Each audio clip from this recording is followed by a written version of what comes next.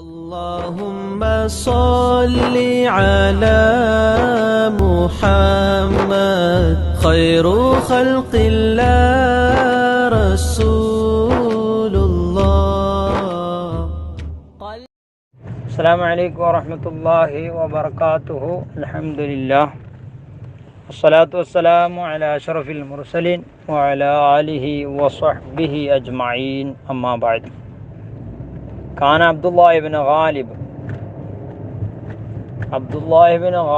റളിയല്ലാഹു അൻഹു നിസ്കാരത്തിലും നോമ്പിലും ഭയങ്കരമായ കർശനമായ പരിശ്രമം, എപ്പോഴും നല്ല രീതിയിൽ എല്ലാ സമയത്തും നിസ്കാരവും പകൽ സമയത്തും നോമ്പുകളെല്ലാം നോക്കുന്ന ആളായിരുന്നു.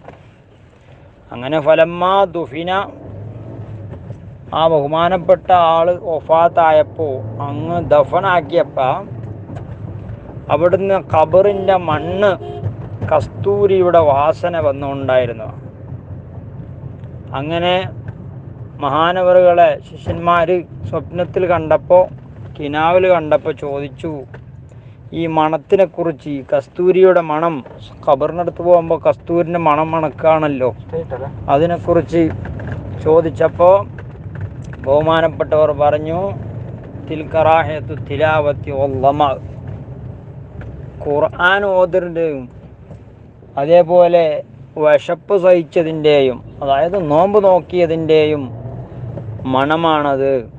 അപ്പോൾ നോമ്പിനിക്കും ഖുർആൻ പാരായണത്തിനുള്ള സ്ഥാനവും ബഹുമാനവും ഖബർ പോലും നല്ല കസ്തൂരിയുടെ വാസനയാണ് അടിച്ചു വീശുന്നത്. അങ്ങനെ നാം പ്രവർത്തിക്കുമ്പോൾ ഈ റമദാൻ ഇനിയിപ്പോൾ അവസാനത്തെ 10, ഇനി 10 ദിവസം മാത്രമേ ഉള്ളൂ. അതുകൊണ്ട് ലൈലത്തുൽ ഖദ്ർ പ്രതീക്ഷിക്കപ്പെടുന്ന രാവുകൾ, അതല്ലാത്ത രാവുകളും നല്ല രീതിയിൽ ഖുർആൻ ധാരാളം ഓതാൻ വേണ്ടി ശ്രമിക്കുക. അല്ലാഹു റബ്ബ് തൗഫീഖ് നൽകുമാറാകട്ടെ. ഇൻഷാ അല്ലാഹ്.